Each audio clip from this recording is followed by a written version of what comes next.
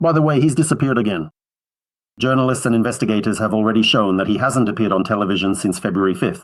People are being fed canned footage, and we know this perfectly well. Well, of course, being old and frail is one version, but he disappears very often when he has nothing to say. He keeps his mouth shut and doesn't show up at all. This time, what do you think is the reason for his disappearance from the information space? First of all, his usual explanation is that he doesn't like to work. In general, he doesn't like to work much at all. And now it's winter, maybe he's out skiing somewhere on the slopes.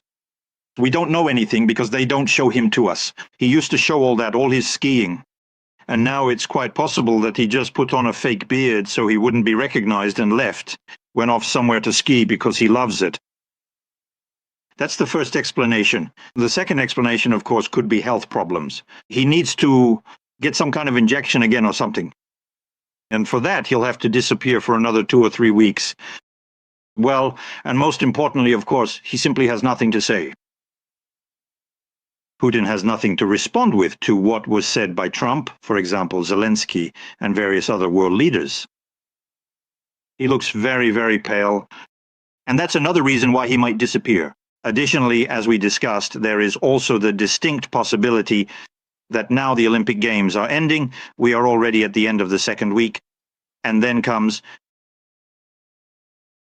the final third week. Wait, maybe it's quite possible that it's ending this week, around the 20s of the month.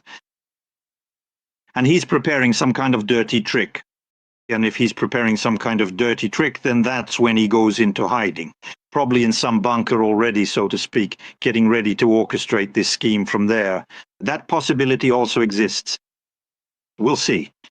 You mean that a small victorious war is actually not something Putin needs right now? Perhaps Sweden is acting preemptively, having stated that, according to their latest information and based on the intelligence reports they have gathered, Putin is preparing an attack on one of the NATO countries. Specifically, the Baltic states have now, in fact, started discussing and coordinating how they would respond in the event of a possible military attack by Putin on Estonia, Latvia, or Lithuania. Do you think that, as of today, Putin is capable of launching an attack against one of the European or NATO member countries? And does he really need this today, strategically, geopolitically, or for domestic consumption? The answer to both questions is yes. He requires it geopolitically. And he is certainly capable of it, specifically in the form of hybrid warfare. That is to say, it is clear that no ground troops will be sent in there. But he can still stir up some new trouble.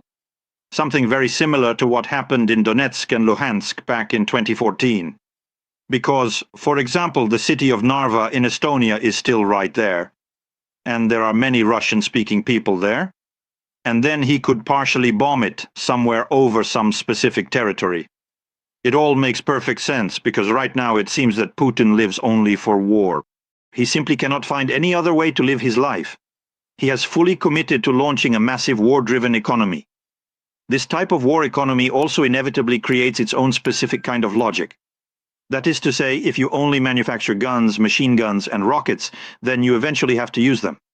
Because you cannot just keep stockpiling them in massive storage warehouses all day long. Especially since he isn't even able to fill up the warehouses. And he understands something else. That right now, while Europe is still fragmented, while it is still searching for itself, it is still very weak. Not in the sense that it is weak physically, because if you add up the entire economic and military potential of all the European countries, they surpass the Russian Federation by 10 times. And they could easily handle it, if we're talking about a conventional non-nuclear conflict. But since they are all divided, since there are all sorts of Ficos, Orbans, some Bulgarians, other people emerging on the scene, Greeks, some people show up, I don't know, Portuguese, Spanish, well, more Spanish.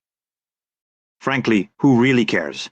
And there are the Italians and the French, who seem to care far more about their own tourism industries than about maintaining sanctions against the Russian Federation. So, Putin hopes that right now there is still such a strategic opening because it won't require too much concentrated effort from him, like opening up a second front. And,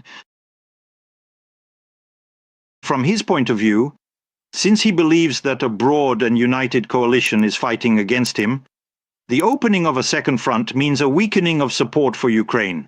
In other words, roughly speaking, He believes that the West has a finite amount of ammunition and all sorts of military equipment, and therefore, if tension arises somewhere else, they will have to give less to Ukraine, rather than open up more fronts, to tap into some new reserves and try to fight Putin using other stockpiles.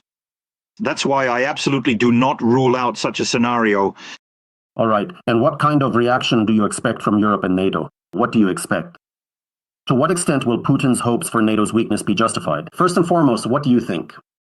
We absolutely can't say anything about this because all these statements are purely theoretical and have never been used anywhere, because war is tested by war. Take Ukraine, for example. Everyone thought Ukraine would surrender in 3 days, and Putin believed the war would last 3 days. Ukraine did not surrender, and now it has been fighting against Putin for 4 years. But we have no way of knowing how prepared and willing all the other countries are to act in wartime conditions. And on this matter, it is impossible for anyone to accurately predict. That is, it's clear that everyone has plans, everyone has general staffs who, in their war games, will explain to you how well they'll handle things. For example, when Western military forces conduct maneuvers, they consistently and decisively defeat the Russian Federation, which is launching an attack against them in these exercises. In the general staff of the Russian Federation, when they conduct these exercises and maneuvers, they successfully overcome the NATO alliance. And everyone is satisfied because it's all virtual. But how it will actually play out in real life, no one knows. We can only hope that their threat that if anything were to happen, missiles will fly to Moscow, among other places. This is not just empty talk, but a very real and present threat, and it is clear that Putin is deeply afraid of it. Western intelligence agencies, which, let us remind you, are the exact same ones that predicted a very short war and Ukraine's complete defeat at the beginning of 2022, are now saying that Putin is fully ready to fight for at least another 2 years, just for the Donbas region.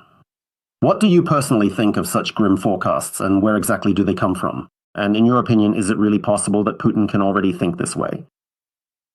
To think in such terms as years of war at this point? Yes, of course. Look, the war in Ukraine has already been going on for 12 years. Soon it will be 13. The 13th anniversary is coming up because it started... No, wait, 12 years. Because it started in 2014. And so to speak, in military terms. Because in hybrid terms, it has been going on since 2005 or 2004.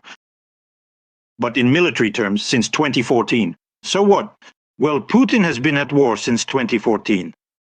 Furthermore, his significant strategic advantage now, compared to Western countries, is that he really has one, a war economy. That is, in reality, half of his annual state budget goes to the war. And this is the weakest point for Ukraine and for the West. Because look, we were all incredibly happy because just recently there was a major vote in the European Parliament which solemnly approved the critical decision to allocate 90 billion euros to Ukraine for the next 2 years. And this includes both essential financial aid to the Ukrainian economy and vital military assistance. 90 billion is a lot. But we must remember that Putin has 180 billion available every single year. Just recently, new materials were made public and published showing that in fact he doesn't have just 100 billion. Some even say it's much more, even over 200 billion. And so when Putin himself is utilizing and spending 200 billion, and that's 200 billion at Russian prices, meaning roughly speaking, their salaries there are like standard unemployment benefit payments in France. In other words, those kinds of high salaries aren't paid in Russia, not even at the military factories. That's why naturally with those 180 billion, they can basically do what would cost 400 billion in Europe. And you were given 90. So it's clear that you're only being given the amount that will allow Ukraine to scrape by, more or less, for another 2 years. Just scrape by. This isn't living large, not at all. It's not victory. It's not the defeat of the Russian Federation. Because in order to defeat the Russian Federation, you would need to be allocated 500 billion euros at once.